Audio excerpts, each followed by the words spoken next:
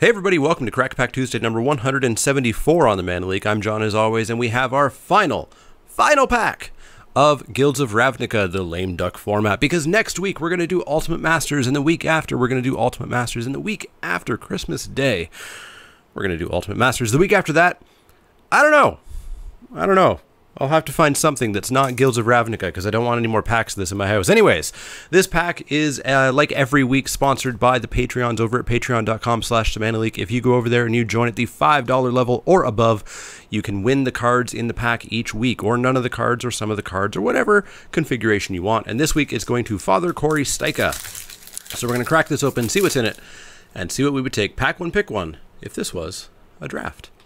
Up first, we have Sure Strike, 1 and a red for an instant. Target creature gets +3/+0 until end of turn, and also gets First Strike. It's my favorite combat trick. It's cheap, it's incredibly effective, it typically lets the creature live. It's nowhere near a first pick.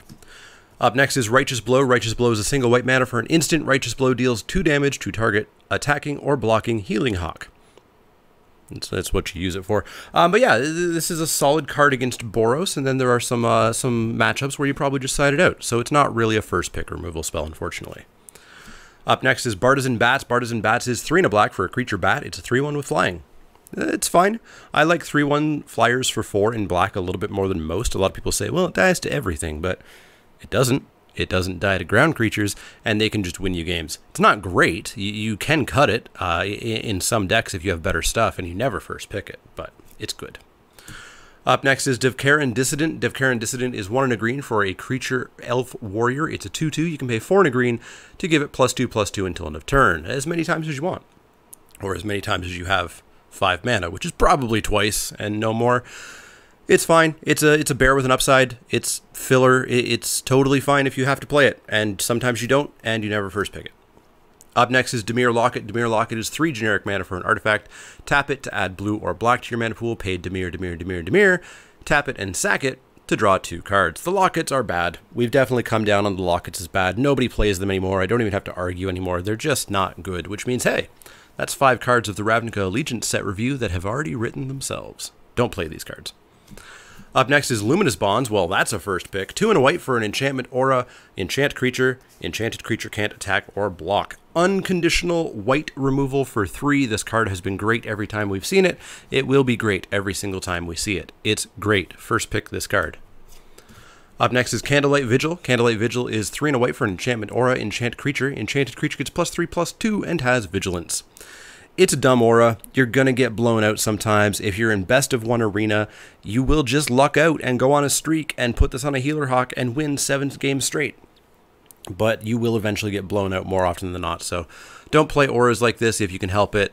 Sometimes your deck just doesn't have what you need, and you need to cheese out some wins, and this is the way. But otherwise, you're just setting yourself up for a 2-for-1 here. Up next is Piston Fist Cyclops. Piston Fist Cyclops is 1 Is It for a creature Cyclops. It's a 4/3 with Defender, but if you've cast a spell, an instant or sorcery this turn, it can attack as though it didn't have Defender. It's good. It's a cornerstone of a lot of the Is It decks. A couple of these and something like a Cyclonic Rift or anything, it just turns on suddenly 8 power out of nowhere. Even more if you use like a Sure Strike on one of these things or something. Yeah, Piston Fist Cyclops is a solid role player in that Is It deck that I just never get to play. It's never open in my seat, unfortunately. Everybody else seems to play it, but I can never find it.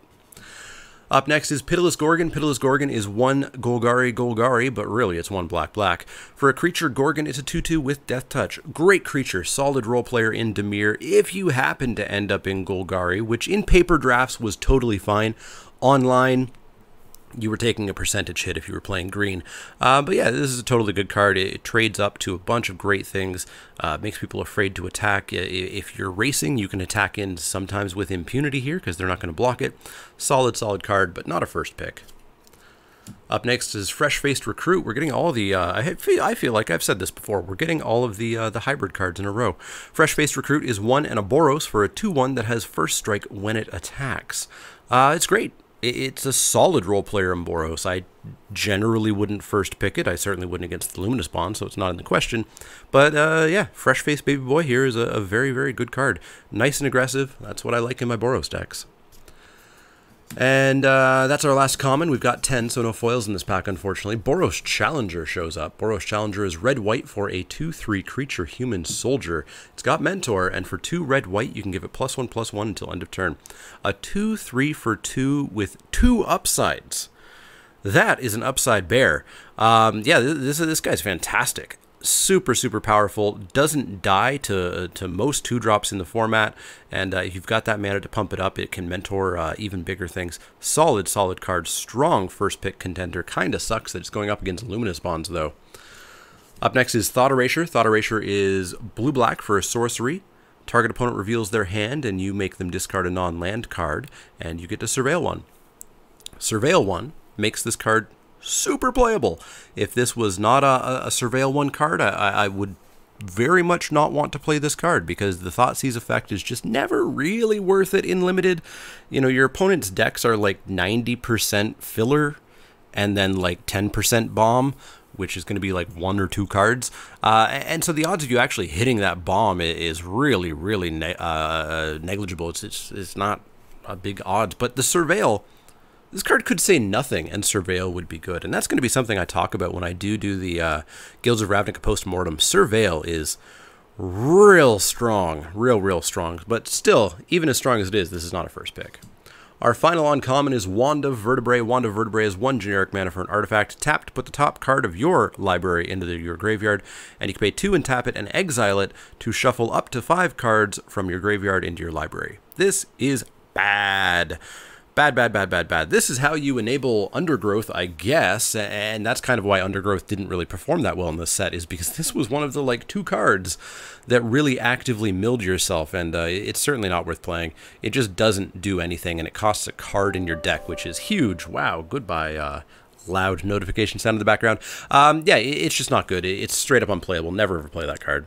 And our rare is Omnispell Adept. Omnispell Adept is 4 and a blue for a creature human wizard. It's a 3/4.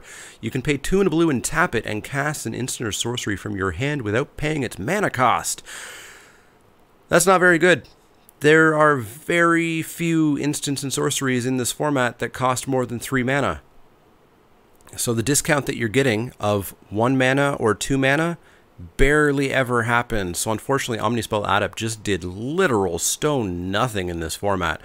Paying 5 mana for a 3/4 when we've got 2 3s for 2 is just not where you want to be. Omnispell Adept unfortunately didn't really do anything in this format, and should never be first picked and should never be played.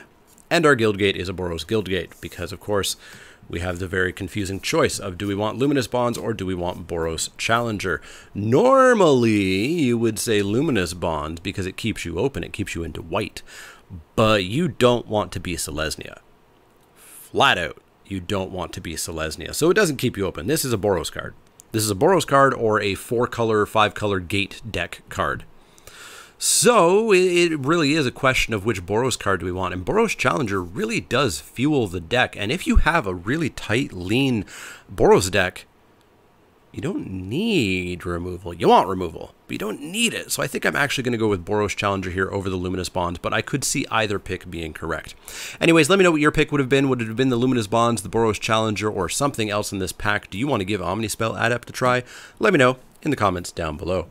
As always, if you have any questions, comments, or suggestions, you can find me on Twitter at TheManaLeek. That's L-E-E-K, like the vegetable, not the card. You can find me at Facebook.com/TheManaLeek, Twitch.tv/TheManaLeek, and Patreon.com/TheManaLeek. If you like the content, click that thumbs up button. Click subscribe if you want to see more. And if you do have questions, comments, or suggestions, let me know. Otherwise, see y'all next time.